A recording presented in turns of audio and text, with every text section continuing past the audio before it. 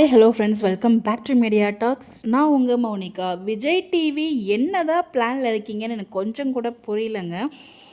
எடிட்டர்கிட்டேருந்து உங்களுக்கு ப்ரொமோ வந்தாச்சு. பிகாஸ் நேற்றுக்கு நைட்டே எடிட்டர் வந்து ப்ரொமோ எடிட் பண்ணதுனால தான் நமக்கு எடிட்டர் ஹிண்ட்டே கொடுத்தாரு, இல்லைனா ஹிண்ட் கொடுத்துருக்க மாட்டார். ஸோ எடிட்டர் போட்ட ஹிண்ட்டை வச்சு தான் நம்ம வந்து ரொம்பவே கன்ஃபார்ம் பண்ணோம். ஸோ எடிட்டர் வந்து எடிட் பண்ணிட்டாரு, ப்ரொமோ இன்றைக்கி கண்டிப்பாக வரும் அப்படின்னு சொல்லிட்டு. அது மட்டும் இல்லாமல் யாஷ்னா சுரேஷ் அவங்க வந்து ஒரு அப்டேட் கொடுத்துருந்தாங்க. ஸோ அவங்க வந்து பார்த்திங்கன்னா யாரோ ஃபேன்ஸ் வந்து கேட்டிருக்காங்க ப்ரொமோ வரல அப்படின்ட்டு. வரும்ன்ட்டு நம்ம எடிட்டர் வந்து அப்டேட் கொடுத்துருக்காரு. வெயிட்டிங் ப்ரோ அப்படின்னு சொல்லிட்டு உங்கள் கன்ஃபர்மேஷன் வந்து அவர் ஆஃப்டர்நூன் டைமில் நான் பார்த்தேன்.